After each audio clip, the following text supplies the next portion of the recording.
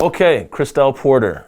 Not Crystal Porter. Kristel. Kristel. Yeah. And I'm sure that happens often. And not Kristal either. No, I said Kristel. Kristel. Yeah. So it happens with my name often as well. Toussaint.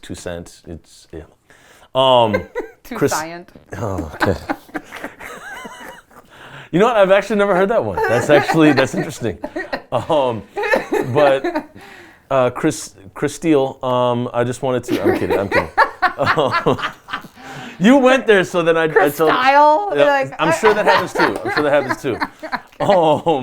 But to get down to what we're talking about is the police union contract that's being negotiated right now. Yes. And when do they make the decision, on the contract? I wish I could give you a date. There is actually no deadline or date. Right now, it's being argued right now or negotiated. How long can a police contract be negotiated for? I don't know. I wish I knew the answer to that. Yeah. But there are a couple different mechanisms that are pressuring the union to sign, Mm-hmm. and there's one of them is the police currently are on a pay freeze for not having a current contract, and so that could offer them a urgency to sign it, because they cannot increase their pay based on living wages or cost of living. And so because they're on that pay freeze, once the union contract does get signed, they'll be able to get retro paid what they would have been paid from the time that the contract was expired to the time that a new contract would be signed. So that could be that could be a lot of money. Yeah, it could be a large chunk of money. So that's incentive to get it done. Yes, right? Exactly. The other one is I don't know if you guys remember the letter that was released by the police department. Or not the police department, but police themselves, individual police officers themselves. And one of the main officers that people, highlighted in that letter was Officer Kluko. And that was a letter that was released saying, we are, Minneapolis police, we're not speaking on behalf of the department or the union. Mm-hmm. We're speaking on behalf of police, being a police officer, and shaming the situation that happened to George Floyd, and shaming Derek Chauvin for his actions, and also asking for reformation and asking for a way to restructure the police union contract. So that is another incentive to move forward, because the reality is the union is nothing without its members. And if the members are standing up saying, we want this too, then the union should honor that. What's the percentage of police officers that are part of the union? Honestly, I don't know. I wish I knew the answer to that question. Was Derek Chauvin part of the union? Yes, he was. Okay. And so if it has a high amount of membership, then it has a high amount of power in negotiating what's going to happen next. Yes. How long can negotiations go for a union contract? I mean, it could go on for months. It could go on for, right now, currently it's been going on for almost a year. And I've never seen anything like this happen before in my lifetime. So this is the police union contract has been active for going back to the 60s or 70s. And this was, police union contracts were a response to civil unrest back when we had our first wave of the civil rights movement. I mean, so it's like we really don't know, how this is going to play out. This is very new. And Medaria Arredondo, the police chief, said he's going to put a halt. He put a halt to negotiation contracts, like contract negotiations last year after the killing of George Floyd occurred. And so, how has that changed the contract negotiations for police? I mean, I'm assuming that things would have went smoothly had nothing happened on May 25th. The reason why Arredondo put a halt to it was because they needed to dial back and really start to pick apart what's in the contract and start to move or to build a new framework and move up from there. Yeah. The reality is, you can't rush something and you can't rush through a process that has been disenfranchising people for decades. Who has it been disenfranchising? Black people and people of color, and to be honest, I mean, we all know it. We all are. I mean, as a black woman with a nephew who I had to sit and watch get beaten up by the police, and who was beat up by the police a few times in his life. I mean, and people that are close to me, we disproportionately get affected by what has been happening on the police department for a long time. And also due to the lack of any kind of punishment or discipline that occurs in light of these events. There's really no discipline, at least in my view. And honestly, certain people are targeted because there's probably an understanding and knowing that certain groups are not going to be able to follow up and complain or pay for a lawyer and fight it, and so certain groups are targeted by these situations, and it's unfortunate. But in order to make sure that this doesn't happen anymore, in order to make sure that we move forward in removing officers that react in this way towards civilians, then we have to make sure that there's a contract set in place that doesn't allow for that to continue. Now, you have down there 4 points that are looking to be changed on the contract. Yes. As swiftly as possible, what are the 4 points? And then we'll get into the details of them. So there's 4 points. So one would be separating the unions. Okay. The other one would be increasing look back. Okay. And then addressing the issue of time between shifts, time allowed between police officer shifts, and then also the issue of facing arbitration. Okay, so we talked about arbitration and we talked about time between shifts. What was the first one you referenced? It was separating the unions. Yeah. Supervisors, questions of incentives. What unions would you separate? Isn't it just one union? It actually is separating the union. So you would be taking the union and you would be separating the union into 2 different unions based on the supervisor and the supervisees. Okay. And I like to always compare this to like the Minneapolis Public Schools. When I worked for the Minneapolis Public Schools, they had a separation between teachers and education support professionals because the teachers were licensed and the education support professionals were not. So they had totally different issues that they dealt with as being staff. And so it's the same thing with supervisors on the police department and supervisees. And with a chief, a lieutenant, an inspector, they have different responsibilities on the union, different responsibilities on the department. And because of that, they should be given a different treatment.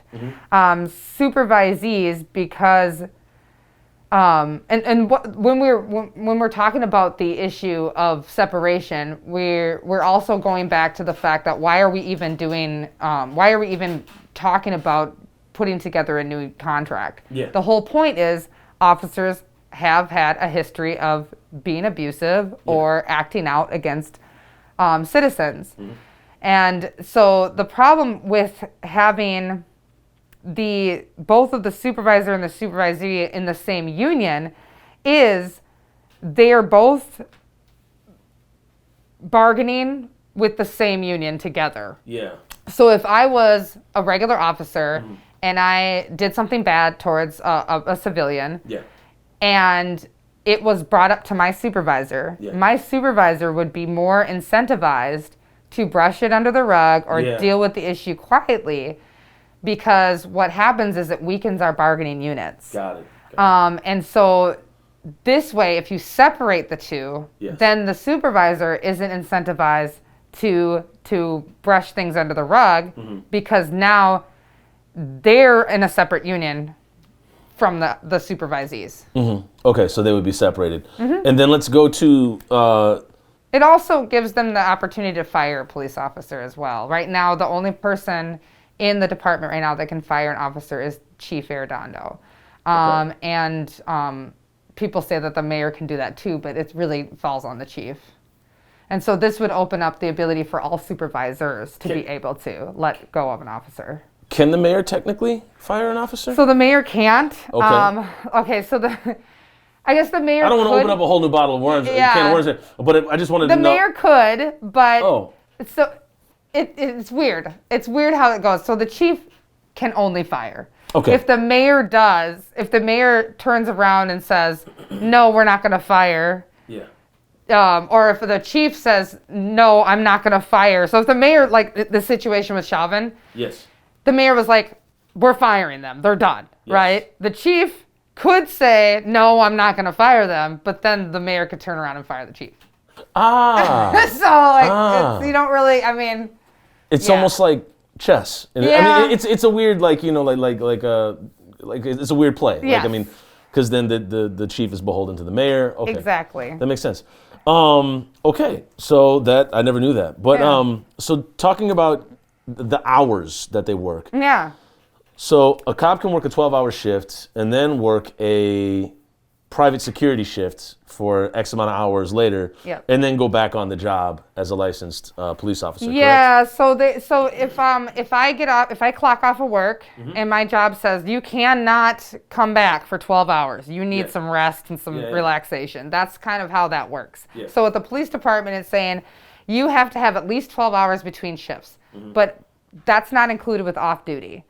A lot of off duty positions, like they pick up jobs to secure Cub Foods down the street or Yeah. the liquor store, they get paid way more per hour than they would for on-duty shift. And so a lot of them pick up these shifts. And so if they have 12 hours between an on-duty shift, that off-duty shift is not included. And that can get very dangerous because now you have no time for rest, relaxation, mental health, spending time with family. And then the issue with being off-duty on an off-duty shift, because you're suited and because you're badged, if there was a code 4, you have to, because you're suited and badged, that's within the area, you have to respond to it. What's a code for? It's basically when they're calling in all units. If it's a big situation where they need everybody. So you could have worked, 20 hours or 18 hours and be responding to like all units. Yeah, and you're call. off duty, and you're off duty, but because you're suited and badged, you have to respond to it and then come back to your off-duty shift. So really, you're technically never really off duty. Yeah.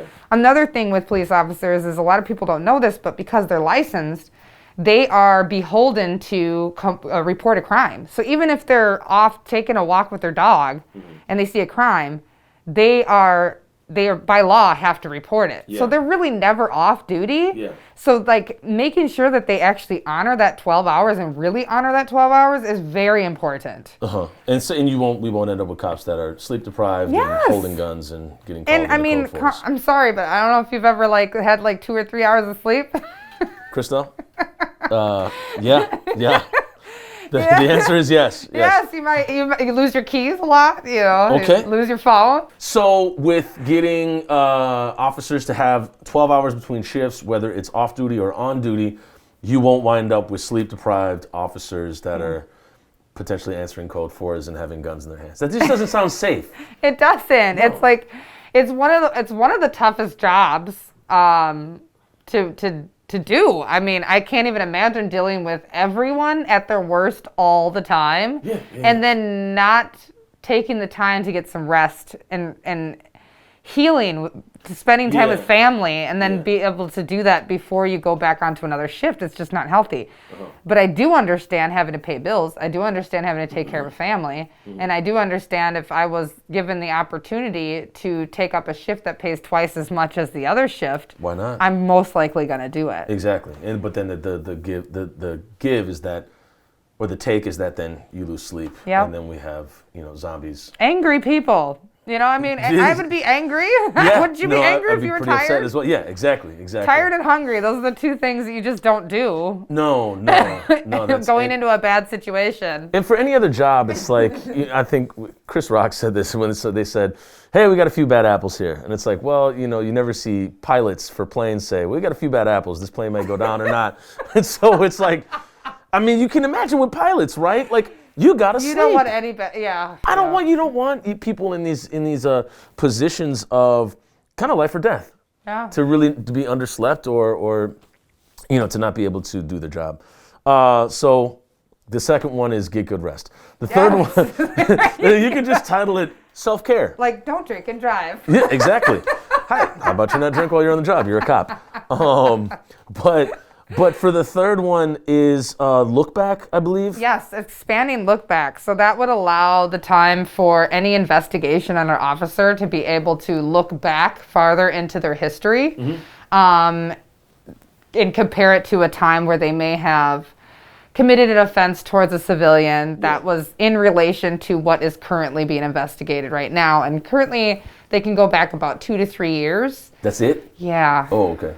Yeah. So, 2 to 3 years. So, it might be helpful to be able to look back even 3.5, 4 years when there might have been something that happened in the past. Well, with the now former police union president, their look back, is on Wikipedia, and it's like the 90s. They, assaulted a young biracial kid. Yeah. The 2000s beat up an elderly couple. You want to know these things. That's our look back. I guess the public can look back, but as far as like when it comes to the law and on this contract, we got to expand that look back time. So if you had done something in the 2000s and I was hiring you onto the force and I knew about it, I would have to not acknowledge it. Yeah, exactly. I'd have to look the other way. Yeah. So how far are they trying to make the look back go? Like, a few more months? I asked that question when I was doing the research on this, and they didn't give me a definite answer. This is so weird because any other job, they look back like forever. I feel like you should be able to look back forever. Like if I hurt a child or raped a woman, I'd want.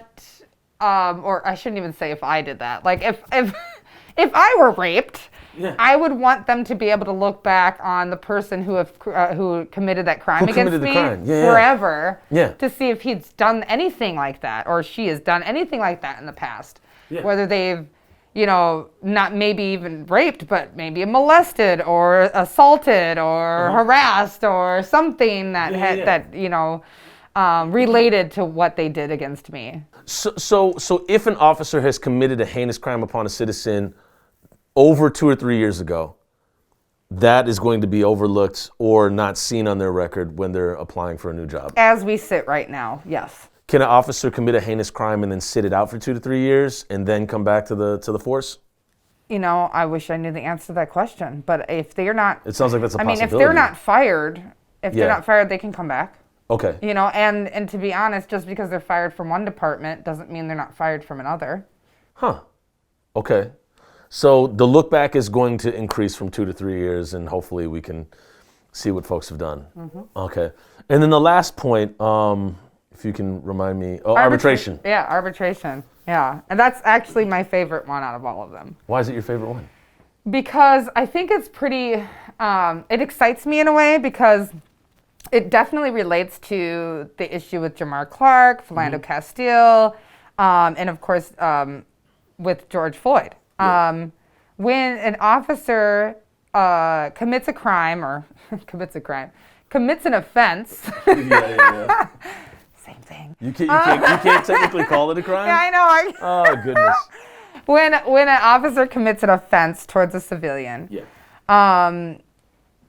typically, if that officer gets fired, then because the way the contract is set up, they face arbitration at the state. Mm-hmm.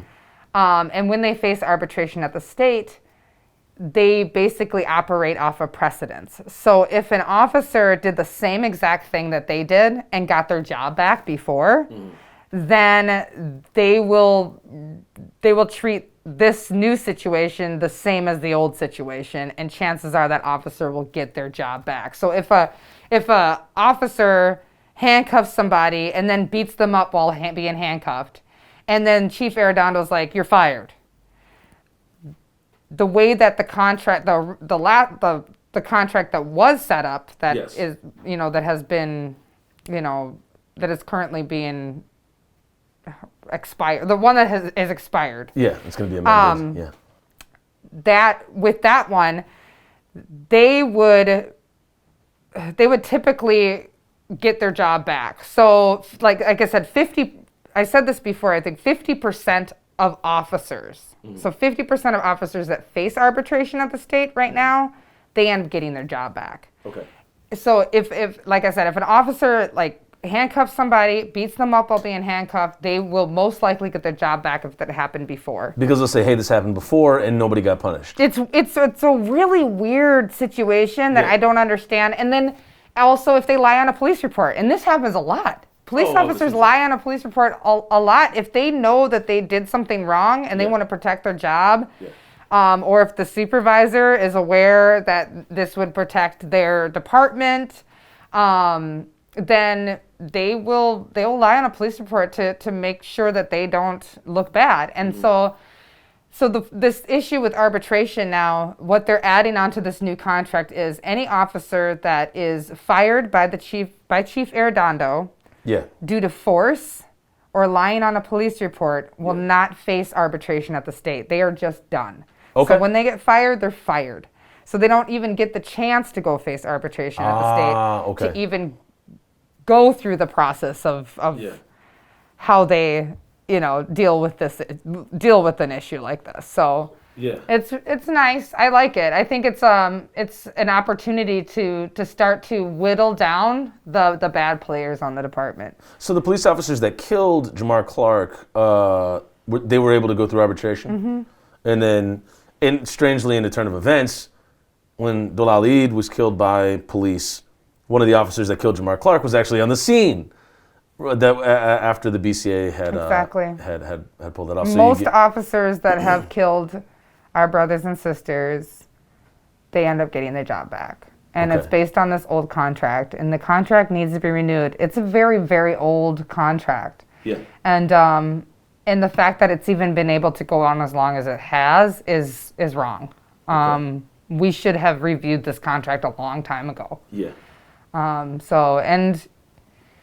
The other thing was, before Bob Kroll actually resigned, I was saying, we got to change the leadership over in the union. We got to change the leadership over. I don't know what to expect from this new leadership. So we covered the 4 points of the contract that they're looking to negotiate. What are some of the concluding things you want to speak about the contract? I would say that I'm actually really proud of Chief Arredondo for being very intentional on making sure that the mechanisms that were in place in the old contract basically supported the way that officers were able to continue to keep acting out this abusive nature towards people. And so I'm actually very proud of him for taking that time to dig into it and go, okay, these are the things that are perpetuating the violence, perpetuating this systemic racism towards civilians by police officers. So these are the things that we need to set in place to replace that. So I hope that we come to a conclusion soon. Like I said, I think that the only two mechanisms that I can find that would rush them into getting a new contract signed, it's the issue of just, being able to get an increase in pay and get the retro pay, and then the fact that officers have stood up and stood out about this issue. Officers themselves have said, we don't speak on behalf of the police department or its administration. We are saying this as police officers, that we need reformation. We need to change this contract, and we need to move forward from this. And hopefully it can protect, even officers within the within the department, where we saw Art Knight speak out and was quoted, referencing white officers, and then he was demoted, soon after. It's just too much has gone on. And we need to be able to start getting rid of these bad players, because what happens is when officers do stuff like this, it just further widens that gap of being able to serve the community like you're supposed to. We don't want to call 911 and have a police officer show up and be afraid that we're going to get killed. Or we're going to get arrested for something we didn't do. Or, being black calling an officer, and then you all of a sudden you are the one that is the the person committed a crime, when really you were the one that called the 911 to have an officer come help you. Yeah, and this has happened too many times. Yeah, it happened with Patrick Warren Sr., it happened with Travis Jordan. I mean, when you call somebody just for a mental health call, hey, we need help. Yes. And they see a black man and they just assume the worst. Oh, he's probably the, And so like we've got to figure out a way to strengthen the relationships between the police department and the people. We have to figure out a way for people to start trusting them again. And the only way that's going to happen is if we remove officers that are, perpetuating this abuse towards people. Well, and it's also good to understand that for some people, the trust is beyond gone. repair. It's gone. I know. I mean, and just think about it. It might not. And we maybe have lost generations. When it comes to that. And they are going to have to start fresh, and it might not be to the little babies that are living right now that will be able to trust officers one day. But it's definitely broken for many people my age. Are like they're done. They're done. Yeah. Well, hopefully this contract can bring about some type of self-care from within the department. Throw out arbitration where people are getting killed, and then they're making an excuse for hey, this happened in the past, and we can let this person get their job back, and the incentivizing of not disciplining officers, which just seems it seems, I don't know if nepotism is the right word for it, but it's just kind of like in-house, we'll deal with this, and not disciplining any officers. So well, thank you so much for the time and explaining this to us. We hope to definitely get education on civic engagement down the road. More from you. And best of luck with your campaign, and thank you. Thank you so much.